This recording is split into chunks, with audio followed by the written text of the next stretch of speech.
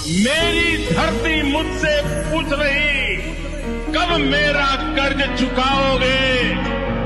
मेरा अंबर मुझसे पूछ रहा, कब अपना फर्ज निभाओगे?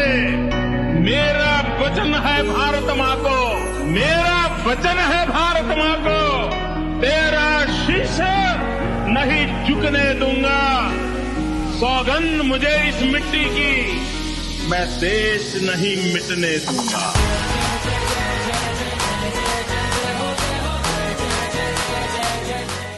नमस्कार। आज हम बात करेंगे एक ऐसी शख्सियत की जिसने एक नया इतिहास रचा है, जिसने हिंदुस्तान के लोगों को एक सपना दिखाया है तरक्की और खुशहाली का। एक लंबे इंतजार के बाद लोगों को लगता है कि वाकई अच्छे दिन आने वाले हैं। तो बात करते हैं नमो नमो मोदी, एक अजय और जुझारू व्यक्तित्व की।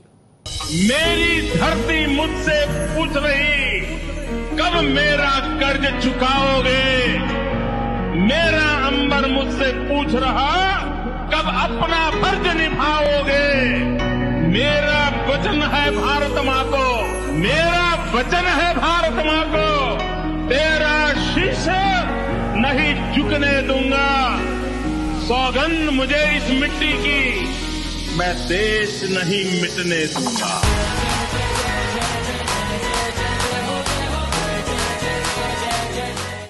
अच्छे दिन आने वाले हैं। कौन जानता था मोदी का ये नारा हिंदुस्तान की तकदीर बदल देगा। आज नरेंद्र मोदी देश के प्रधानमंत्री हैं। सड़क से सत्ता के गलियारों का ये सफर मोदी ने कैसे तय किया, आइए देखते हैं इस खास रिपोर्ट में।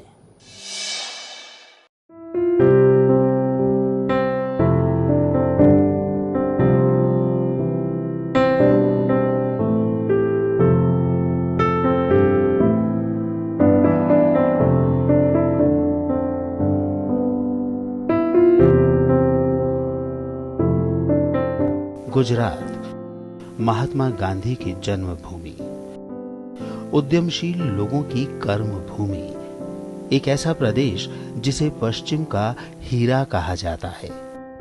उसी गुजरात में जन्म लिया नरेंद्र दामोदर दास मोदी ने। एक बेहद गरीब परिवार में जन्मे मोदी बचपन से ही देश को प्राचीन वैभव के शिखर पर ले जाना चाहते थे। नरेंद्र की नन्ही आंखों में बड़े बड़े सपने बसे हुए थे, पर कहते हैं ना, जहां चाह होती है वहां राह भी निकल ही आती है। वो दीपावली का दिन था जब नन्हे मोदी को राष्ट्रीय स्वयंसेवक संघ में बाल स्वयंसेवक के रूप में शपथ दिलाई गई। मोदी के सपनों को मानो दिशा मिल गई हो। ये नन्हा स्वयंसेवक पूरे उत्साह के साथ संघ की गतिविधियों में हिस्सा लेने लगा। साल 1962, तब नरेंद्र की उम्र महज 12 साल थी। सूरत की नदी में भयंकर बाढ़ आ गई। नन्हे नरेंद्र ने बाढ़ पीड़ितों की मदद के लिए जन्माष्टमी के मेले में चाय की दुकान लगाई और सारा पैसा बाढ़ पीड़ितों की मदद में दे दिया। 1967 में नरेंद्र ने 10वीं की परीक्षा उत्तीर्ण की और मन में संन्यास लेने का संकल्प लिया। घर वालों के लाख समझाने के बावजूद नरेंद्र ने किसी की ना सुनी और पहुंच गए हिमालय। नरेंद्र लगभग 2 वर्षों तक हिमालय का भ्रमण करते रहे और फिर एक दिन अचानक वापस घर लौट आए। ये एक क्षणिक अवसर था। पक्षी खुली हवा में उड़ने का अभ्यस्त हो चला था। नरेंद्र ने एक बार फिर घर छोड़ा और अहमदाबाद में अपने मामा की दुकान पर काम करने लगे। 1978 में नरेंद्र संघ के विभाग प्रचारक बने और धीरे धीरे राजनीति की तरफ उनका झुकाव शुरू हो गया। 1990 में लाल कृष्ण आडवाणी ने सोमनाथ से अयोध्या तक की यात्रा आरंभ की। इस यात्रा का आयोजन मोदी ने स्वयं किया। बात बनती चली गई और मोदी सबके चहेते होते चले गए। 1998 में मोदी को राष्ट्रीय संगठन महामंत्री की जिम्मेदारी दी गई। इसी साल गुजरात में विधानसभा चुनाव हुए और मोदी को चुनाव की कमान संभालने को कहा गया। इस चुनाव में पार्टी की जीत हुई और केशुभाई पटेल को मुख्यमंत्री बनाया गया। साल 2001 में पार्टी ने मोदी को गुजरात की कमान संभालने को कहा और ये मोदी का ही करिश्मा था कि वो एक के बाद एक सफलता की सीढ़ियां चढ़ते चले गए और उन्हें लगातार 3 बार गुजरात का मुख्यमंत्री बनने का अवसर मिला।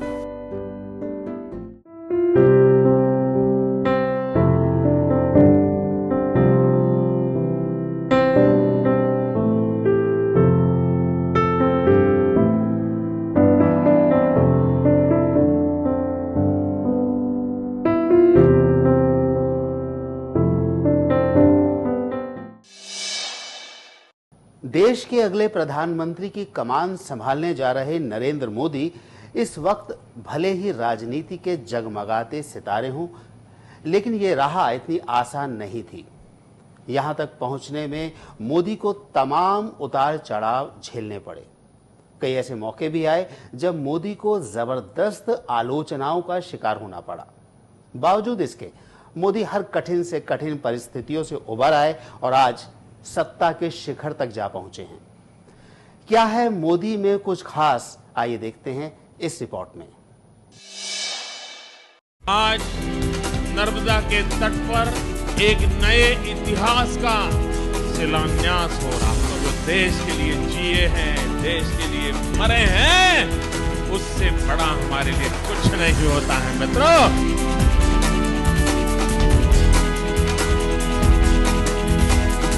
हिंदुस्तान में इस बार एक नया आयाम खड़ा हुआ है जो आने वाले दिनों में उज्जवल भारत के लिए एक शुभ संकेत लेकर के आया।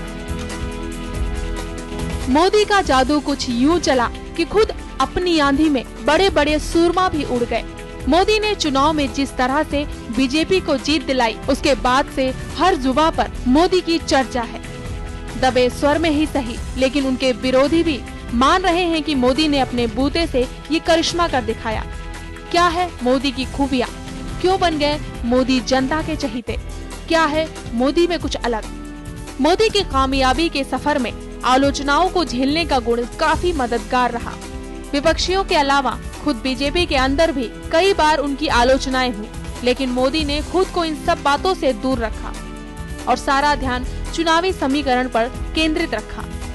इसी का नतीजा था कि कमान संभालने के तुरंत बाद उन्होंने पार्टी के लिए 272 प्लस का मिशन बनाया। मोदी ने चुनाव के दौरान विरोधियों पर उन्हीं के तरीके से जवाब दिया। विरोधियों के मुंह से निकले शब्दों, मुहावरे और कैशलाइंस का बेहतरीन तरीके से जोड़ तोड़ किया। मोदी के शब्दों की ये जोड़ तोड़ की कला जनता को खूब पसंद आई। यहाँ तक कि मोदी ने चुनाव प्रचार के दौरान कांग्रेस के घोटालों के लिए बाकायदा ABCD गढ़ डाली। 63 साल की उम्र में मोदी ने जिस तरह से बिना थके, बिना रुके धुआंधार प्रचार किया, उसके जरिए उन्होंने जज्बे के सामने उम्र को बौना दिखा दिया। मोदी ने देश भर में करीब 6000 रैलियां और सभाओं को संबोधित किया। इस तरह प्रचार के मामले में विरोधी पार्टियों के कई युवा नेता मोदी के सामने ढेर हो गए। मोदी की एक शख्सियत ये भी रही कि उन्होंने हर तबके की बात की और उसके अंदर आशा का संचार किया।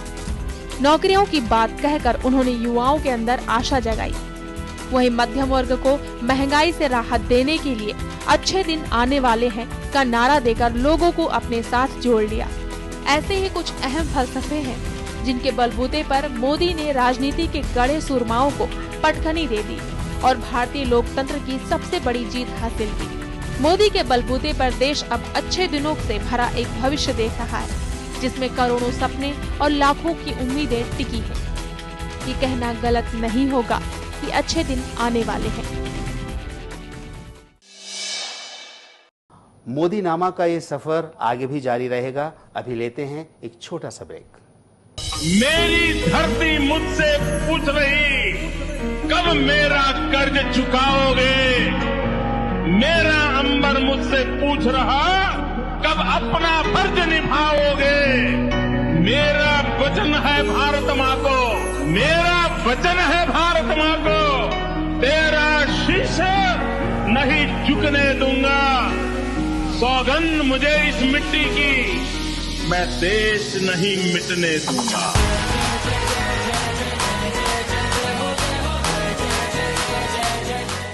मेरी धरती मुझसे पूछ रही, कब मेरा कर्ज चुकाओगे? मेरा अंबर मुझसे पूछ रहा, कब अपना फर्ज निभाओगे? मेरा वचन है भारत मां को, मेरा वचन है भारत मां को, तेरा शीश नहीं झुकने दूंगा। सौगंध मुझे इस मिट्टी की, मैं देश नहीं मिटने दूंगा।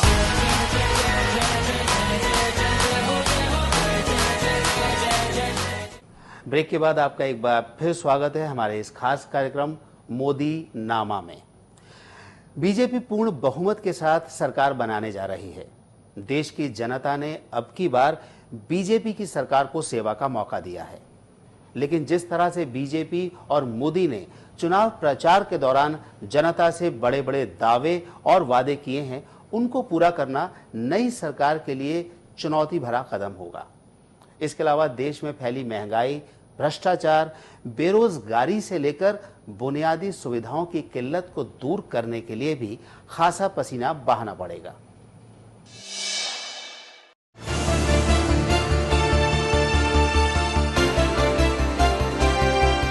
लोकसभा चुनाव 2014 में बीजेपी को बड़ी जीत मिली है और इसमें मोदी फैक्टर बड़ी वजह रहा है। जिस तरह से देश भर से मोदी के नाम पर बीजेपी को लोकसभा चुनाव में बहुमत मिला, तो उसकी जिम्मेदारी भी बढ़ गई है। देश के लोगों को नरेंद्र मोदी से काफी उम्मीदें हैं और देश में मौजूदा वक्त में दिक्कतों का अंबार लगा है। महंगाई से लेकर भ्रष्टाचार, बेरोजगारी, काला धन जैसे कई मुद्दे हैं जिससे नई सरकार को जूझना पड़ेगा और इसी आधार पर मोदी की चुनौतियां भी काफी बड़ी हैं। देश में भ्रष्टाचार बड़ी परेशानी बनी हुई है। कांग्रेस को लोकसभा चुनाव में करारी हार का सामना करना पड़ा, तो इसमें भ्रष्टाचार भी एक बड़ी वजह है। कांग्रेस इसको रोकने में नाकाम रही और केंद्र सरकार के एक के बाद एक कई मंत्री भ्रष्टाचार के जाल में फंसते गए। इसके अलावा प्रशासन में भी भ्रष्टाचार का जाल बुरी तरह से फैला हुआ है और इन सब पर लगाम लगाना नरेंद्र मोदी के लिए बड़ी चुनौती है। देश में मौजूदा वक्त में महंगाई एक ऐसी समस्या बनी हुई है जिससे आवाम काफी परेशान है। नरेंद्र मोदी ने चुनाव प्रचार के दौरान इसको मुद्दा बनाया था और इस पर लगाम लगाने का वादा भी किया था। देश में बढ़ती बेरोजगारी से युवा परेशान हैं। कांग्रेस ने लगातार 10 सालों में बेरोजगार युवाओं के लिए कुछ नहीं किया। यही वजह है कि देश का युवा कांग्रेस से काफी खफा था और मोदी ने युवाओं की इस दुखती रग को भी पकड़ा था। लेकिन देश में मौजूदा हालात को देखते हुए रोजगार के द्वार खोलना मोदी के लिए बड़ी चुनौती होगा। बीजेपी ने चुनाव प्रचार के दौरान विदेशों में जमा काला धन वापस लाने का वादा भी किया था और इसको पूरा करना बीजेपी सरकार और मोदी के लिए काफी मुश्किल भरा है। काला धन बीजेपी का पुराना मुद्दा भी है। भले ही मोदी को राज्य सरकार चलाने का लंबा अनुभव है, लेकिन केंद्र में वो कभी मंत्री तक नहीं रहे। यहाँ तक कि लोकसभा का चुनाव भी वो पहली बार लड़े हैं। ऐसे में दूसरे राज्यों की सरकारों से तालमेल बैठाना बड़ी चुनौती होगी। देश के सभी राज्यों, धर्म, जाति और वर्ग को साथ में लेकर चलना मोदी के लिए कम बड़ी चुनौती नहीं है। भले ही नरेंद्र मोदी को राजनीति में लंबा अनुभव है, लेकिन अंतर्राष्ट्रीय सियासत में उनका तजुर्बा कम है। गुजरात में हुए दंगों के बाद तो कई देश उनको वीजा देने तक को तैयार नहीं थे, लेकिन अब उनकी जीत के बाद विरोधी देशों का नजरिया भी बदल गया। दुनिया भर के देश मोदी से दोस्ती के लिए हाथ बढ़ा रहे हैं, लेकिन सभी देशों के साथ तालमेल बैठाना मोदी के लिए चुनौती भरा है। ऐसे में पड़ोसी देश चीन और पाकिस्तान से मौजूदा कड़वाहट भरे रिश्तों को पटरी पर लाने के लिए मोदी को पसीना बहाना पड़ सकता है। तो देश के मौजूदा हालात को देखते हुए कहा जा सकता है कि मोदी के लिए चुनौतियां कम नहीं हैं। तो मोदी एक ऐसी शख्सियत जिसने राजनीति में अपने विरोधियों से कभी मात नहीं खाई, लेकिन इस बार बड़ी जिम्मेदारी के साथ ही बड़ी चुनौतियों का भी सामना करना पड़ेगा। मोदी को राष्ट्र और विश्व स्तर पर अपने आप को साबित करना होगा। अब देखना यह है कि प्रधानमंत्री नरेंद्र मोदी जनता की उम्मीदों पर कितना खरे उतरते हैं। आज के इस खास कार्यक्रम में बस इतना ही। फिर मुलाकात होगी। नमस्कार। मेरी धरती मुझसे पूछ रही, कब मेरा कर्ज चुकाओगे? मेरा अंबर मुझसे पूछ रहा, कब अपना फर्ज निभाओगे? मेरा वचन है भारत माँ को, मेरा वचन है भारत माँ को, तेरा शीश नहीं झुकने दूंगा। सौगंध मुझे इस मिट्टी की, मैं देश नहीं मिटने दूंगा।